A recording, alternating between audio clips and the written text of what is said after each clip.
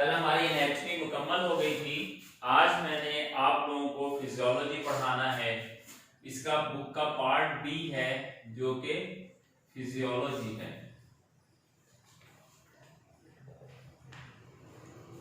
Physiology का chapter number 1 है जो कि फिजियोलॉजी का इंट्रोडक्शन है। Chapter number 1 which is the introduction to physiology. और आप लोगों ने वैसे तो फिजियोलॉजी के बारे में पहले भी पढ़ लिया जब आपको एनाटॉमी पढ़ाया था। फिजियोलॉजी क्या था? फिजियोलॉजी आपको बताया गया था, क्या था भाई? Study of function, study of function of human body, of human body. इंसानों के जिस्म के फंक्शंस की स्टडी को फिजियोलॉजी कहते हैं। एनाटॉमी क्या था? एनाटॉमी में आप लोगों ने फंक्शन की जगह पर क्या लगा दिया था? Study of structure of human body. ठीक है, आज हमारा वास्ता ऊपर वाली लाइन फिजियोलॉजी से है। एनाटॉमी आप लोगों ने बहुत डिटेल से पढ़ ली, एक एक सिस्टम पढ़ लिया, बॉडी के ऑर्गन्स पढ़ लिए, उससे पीछे आपने बोन्स पढ़ ली, उससे पीछे बोन्स की मूवमेंट पढ़ ली, उससे पीछे बोन्स की टर्मिनोलॉजीज पढ़ ली, उससे पीछे बॉडी की टर्मिनोलॉजीज पढ़ ली, और सबसे पहला चैप्टर था आपका एनाटॉमी की ब्रांचेस। ये तमाम पूरी बुक एनाटॉमी को समराइज करके मैंने बताया है। पेपर में बहुत से क्वेश्चंस आते हैं जिसमें अपर स्केलेटन को लेबल करना होता है, लोअर स्केलेटन को अपर लिंब और लोअर लिंब को लेबल करना होता है। किसी भी anatomy of the renal system, respiratory system, इन लोगों के सिस्टम आ सकते हैं। तो आज हम फिजियोलॉजी पढ़ते हैं। एक बुक आप लोगों की कंप्लीट हो गई है जो कि एनाटॉमी थी, बाकी बुक्स भी खत्म के करीब हैं। फिजियोलॉजी थोड़ी सी लेंथी है, बाकी तमाम बुक्स भी आपकी हाफ हाफ हो गई। ठीक है, तो इंट्रोडक्शन क्या है, इसको अपनी बुक्स को ओपन कर लें। You are about to begin the study of one of nature's most wondrous structures. आप करने जा रहे हैं, you are about to begin, आप शुरू करने जा रहे हैं the study मुतालिया of का one of nature's most wondrous structure, कुदरत के इंतहाई हैरान कुन स्ट्रक्चर्स में से एक का, कुदरत के इंतहाई हैरान कुन स्ट्रक्चर्स में से एक का मुतालिया करने जा रहे हैं, the human body, human body का। यही इंट्रोडक्शन एनाटॉमी के चैप्टर में भी था। तो उन्होंने बताया कि एनाटॉमी एंड फिजियोलॉजी, ये पुरानी सारी लाइंस पुरानी है, आपने एनाटॉमी के इंट्रोडक्शन वाले चैप्टर में पढ़ाई थी। Anatomy and physiology are branches of biology which are concerned with the form and function of the body. Anatomy और फिजियोलॉजी बायोलॉजी की वो शाखें हैं जिनका वास्ता, जिनका ताल्लुक हमारे जिस्म के फंक्शन और स्ट्रक्चर के साथ है।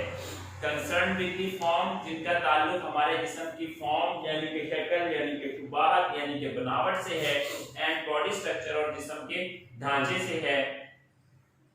एनाटॉमी, अब आगे वो डेफिनेशन बता रहे हैं। Anatomy is the study of body structure while physiology deal with the body function. Anatomy जिस्म के बॉडी के स्ट्रक्चर के का मुतालिया है, फिजियोलॉजी बॉडी के फंक्शन का मुतालिया है।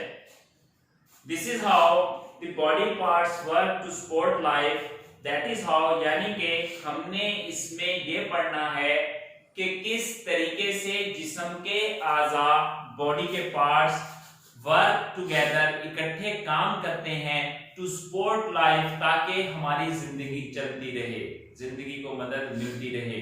आपने पहले स्ट्रक्चर पढ़ा, अब उसका फंक्शन पढ़ेंगे, फिर आपको पता चलेगा कि स्ट्रक्चर का फंक्शन से कितना करीबी ताल्लुक है। स्ट्रक्चर के खराब होने से फंक्शन बदल जाता है, फंक्शन के खराब होने से स्ट्रक्चर बदल जाता है, और ये दोनों मिलकर जब काम करते हैं तो जिंदगी मुमकिन होती है। ठीक है, as you learn about the complex interdependence of structure and function, जूं-जूं as you learn, जूं-जूं आप सीखेंगे the complex पेचीदगी, interdependence खुद इन्हिसारी, बाहमी इन्हिसारी, इंटर कहते हैं माबैन, डिपेंडेंट कहते हैं इन्हिसार होना। जैसे जैसे आपको स्ट्रक्चर और फंक्शन के आपस में इन्हिसार होने का पता चलेगा, यानी कैसे स्ट्रक्चर जो है वो फंक्शन पर मुनहसिर है, फंक्शन का मोहताज है, और किस तरीके से फंक्शन स्ट्रक्चर का मोहताज है। स्ट्रक्चर जितना मर्जी बड़ा हो, इंसान का कद जैसा भी हो, अगर खालिज हुआ है, फंक्शन नहीं है, तो वो एक जिंदा लाश है। इंसान फंक्शन कितना बेहतरीन करता हो, कोई स्ट्रक्चर टूट जाए, टांग टूट जाए, तो वो खड़ा नहीं हो सकता, वैसे कितना बड़ा पहलवान। तो ये आपस में इंटरडिपेंडेंस से आपको पता चलेगा ह्यूमन बॉडी का कि ये कितना कॉम्प्लेक्स है, कि आपस में इनका राब्ता कितना पेचीदा है। जरा सी खराबी से ना सिर्फ फंक्शन खराब होता है, जरा सा स्ट्रक्चर खराब होने से पूरा फंक्शन बदल जाता है, और जरा सा फंक्शन बदलने से पूरा स्ट्रक्चर खराब हो जाता है। You will become in a very real sense, आपको दर हकीकत ये पता चल जाएगा, very real sense, दर हकीकत ये पता चल जाएगा that it is the subject of your own study, कि ये फिजियोलॉजी है, ये आपके अपने ही जिस्म का मुतालिया है। It is the subject of your own study, कि आप अपनी ही जात का मुतालिया कर रहे हैं। ये सब लाइंस एनाटॉमी के पहले चैप्टर के इंट्रोडक्शन से ली गई हैं, वहां भी आपने पढ़ी और यहाँ पर अब आपकी रिवीजन होगी। आगे लिखा हुआ है physiology, physiology is the science, physiology वो इल्म है दैट ट्रीट्स, जो कब जिसका वास्ता है, the function of the living organisms and its parts, जिसका वास्ता लिविंग ऑर्गेनिज्म जिंदा जानदारों के जिस्म के फंक्शंस एंड इट्स पार्ट्स, और जिस्म के हिस्सों से उसका वास्ता है, यानी जिस्म का कौन सा हिस्सा कौन सा फंक्शन करता है, ये फिजियोलॉजी का इससे ताल्लुक है। The term is a combination of two Greek word, ये टर्म दो यूनानी जबान के अल्फाज से निकली है। Physics mean nature and logos mean study या साइंस, यानी नेचर की स्टडी आप कर रहे हैं। किसकी स्टडी कर रहे हैं? नेचर। नेचर मीन क्या है कि नेचुरली इंसान कैसे काम करता है, कैसे बोलता है, कैसे खाता है, खाना कैसे हजम हो जाता है, कैसे इंसान चलता है, कैसे सोचता है, क्या देखता है, ये सब उसकी नेचुरल स्टडी है। Simply physiologists attempt to discover and understand through active experimentation. Simply सादा अल्फाज में हम ये बता सकते हैं आपको, हम कह सकते हैं कि जो फिजियोलॉजिस्ट हैं they attempt, वो कोशिश करते रहते हैं to discover, ताकि वो दरियाफ्त करें and understand, और वो समझ सके through active experimentation, मुस्बत एक्सपेरिमेंट करते हुए, मुस्बत तजर्बात से वो ये बात सीखें, तजर्बात से वो ये बात सीखें। The intricate control system and regulatory mechanism that permit the body to operate and survive, कि वो इस बात को एक्सपेरिमेंटेशन से सीखें, इंट्रिकेट करें। इंट्रिकेट का मतलब क्या होता है कि हमारे लिए जो जरूरी कंट्रोल सिस्टम है, हमारे जिस्म के जरूरी कंट्रोल सिस्टम, आपके जिस्म के कंट्रोल सिस्टम्स क्या हैं? आपका दिल है, आपका दिमाग है, आपके गुर्दे हैं। आप सो जाते हैं, दिल धड़कता है, आप सो जाते हैं, फेफड़े सांस लेते हैं, आप भूल जाते हैं कि मैं कहाँ लेटा हूँ, मुझे खारिश हो रही है, मैंने खारिश भी करनी है, मुझे भूख लग रही है, भूख भी, पानी में प्यास लग रही है, पानी भी पीना है, आप ये सब भूल जाते हैं। लेकिन आपके दिल को याद रहता है मुझे धड़कना है। आप बेहोश हो जाते हैं, आप हर चीज भूल जाते हैं। फेफड़ों को याद रहता है मैंने सांस लेना है, दिमाग को याद रहता है मैंने जागना है, गुर्दों को याद रहता है मैंने पेशाब बनाना है, जिगर को याद रहता है मैंने अपना काम करना है, इंटेस्टाइन को याद रहता है, स्टोमक को, जेटी ट्रैक को हमने पेरिस्टाल्टिक मूवमेंट्स चलानी है। तो अगर ये सब चीजें खत्म हो जाएं आपकी बेहोशी के साथ, तो आप भी मर जाएंगे। ठीक है, इसलिए आपके कंट्रोल सिस्टम्स हैं एंड रेगुलेटरी मैकेनिज्म्स, और वो रेगुलेटरी मैकेनिज्म आपकी जिस्म में वकूफ पजीर होने वाले वो केमिकल रिएक्शन जो इन सब चीजों को रेगुलाइज कर रहे हैं, बाकायदा कर रहे हैं, तरतीब से चला रहे हैं कि दिल पहले धड़क सुकड़ रहा है फिर फैल रहा है। ऐसा नहीं है कि दिल सुकड़ा ही रहेगा, ऐसा नहीं है दिल फैला ही रहेगा। फेफड़े फैल रहे हैं, सुकड़ रहे हैं, ऐसा नहीं है कि फिर फेफड़े सुगड़कर चिपक गए, दीवारों के साथ चिपक गई और अब खुल नहीं रहे, नहीं खुलेंगे तो मर जाएंगे, ज्यादा खुल जाएंगे तो भी मर जाएंगे। ठीक है, ये मैकेनिज्म रेगुलेट हो रहे हैं। That permit the body to operate and survive, ये सब मैकेनिज्म हमें इस चीज की इजाजत देते हैं, परमिशन देते हैं, हमें परमिट करते हैं कि हमारा जिस्म ऑपरेट करता रहे, हमारा जिस्म काम करता रहे, एंड वी सर्वाइव, और हम बाकी रहें, हम जिंदा रहें, हम सर्वाइव करें। याद रखिएगा कि इंसान की मौत कब होती है, इंसान की मौत कब होती है? मौत तो अल्लाह ताला की जात देती है, जिंदगी मौत का मालिक अल्लाह है, लेकिन इस दुनिया, ये दुनिया असबाब का जहान है। हर चीज को अल्लाह ने किसी चीज के साथ जोड़ा है। अल्लाह ताला के पास कुदरत है, आपको मियां चन्नू से लाहौर बगैर सवारी के ले जाएंगे, लेकिन अल्लाह ने दुनिया में सबब बनाया, आप घर से निकलोगे, अड्डे तक जाओगे, फिर वहां से सवारी पकड़ोगे, फिर लाहौर जाओगे, है ना असबाब की दुनिया। इसी तरह मौत तो अल्लाह देता है, लेकिन कुछ असबाब होते हैं। वो असबाब क्या है? आपके सारे सिस्टम कोलैप्स कर जाते हैं, दिल बैठ गया, मर गए, दिमाग ने काम करना छोड़ दिया, मर गए, गुर्दे खराब हो गए, मर गए। कि मैकेनिज्म जो रेगुलाइज हो रहे होते थे, बाकायदगी से चल रहे होते थे, वो नेगेटिव तरीके से ऑपरेट करना शुरू कर देते हैं। याद रखिए, फिजियोलॉजी बहुत आसान, बहुत अहम और इंतहाई इंटरेस्टिंग सब्जेक्ट है।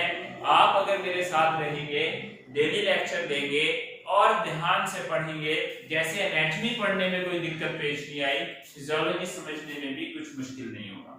लेकिन रोज का रोज पढ़ेंगे, ये बातें तभी मुमकिन है अगर आप अपने काम को जमा करते जाएंगे। आज नहीं कल, कल नहीं परसों, परसों नहीं तरसों, तरसों नहीं अगले दिन, अगले दिन नहीं अगले हफ्ते नहीं अगले महीने कर लूंगा, अगले महीने से फिर अगले साल कर लूंगा, फिर अगले साल से आप फैसला कर लेंगे एक बार, इस बार फेल होकर अगले साल दोबारा पेपर दे देंगे। ठीक है, फिर घर वाले भी कहेंगे भाई 2 बार फेल हो गया, अब इसे काम पे लगा दो, पैसे जाया हो गए। तो लिहाजा आप लोगों ने रेगुलेट मैकेनिज्म देखने कि आपकी बॉडी और आपकी पढ़ाई का मैकेनिज्म सीधा चलता रहे। वो कह रहे हैं कि हम फिर इसमें ऑपरेट कर रहे हैं, अपने कामकाज कर रहे हैं और सरवाइव हैं in an often hostile environment. Hostile कहते हैं बेरहम को, हॉस्टाइल किसको कहते हैं? बेरहम। वो कहते हैं कि इस बेरहम माहौल में आप सरवाइव कर जाते हैं अपने नॉर्मल बॉडी फंक्शंस की वजह से और फिजियोलॉजिकल मैकेनिज्म की वजह से जो रेगुलेट हो रहे हैं। याद रखिएगा, मौसम चाहे कोई भी है, इंसान के लिए कारामद नहीं है। आपकी तबीयत ठीक है तो आपको मौसम अच्छा लग रहा है, तबीयत ठीक नहीं है तो अच्छा मौसम भी आपको बुरा लग रहा है। आप बीमार हैं, बॉडी का फंक्शन और मैकेनिज्म खराब है, लोगों को पसीने छूट रहे हैं, बाहर गर्मी के थपेड़े चल रहे हैं, कमरे में एसी चल रहे हैं, आप कहोगे मेरे ऊपर रजाई डाल दो मुझे सर्दी लग रही है। आप क्या कहोगे? रजाई डाल दो सर्दी लग रही है।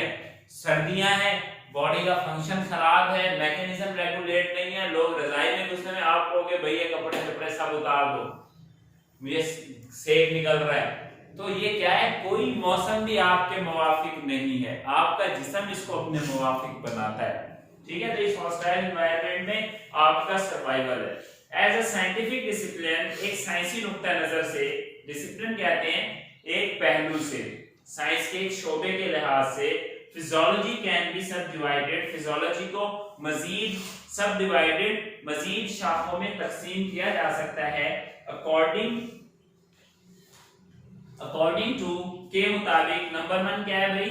Type of organism involve such as human physiology और प्लांट फिजियोलॉजी, यानी कि आप जिस ऑर्गेनिज्म की, जिंदा जानदार की स्टडी कर रहे हैं वो उसी जानदार की फिजियोलॉजी कहलाएगी। इंसान के जिस्म के फंक्शन स्टडी कर रहे हो तो ह्यूमन फिजियोलॉजी कहलाएगी, एनिमल के जिस्म की स्टडी कर रहे हो तो एनिमल की फिजियोलॉजी कहलाएगी, प्लांट की कर रहे हो तो प्लांट फिजियोलॉजी कहलाएगी।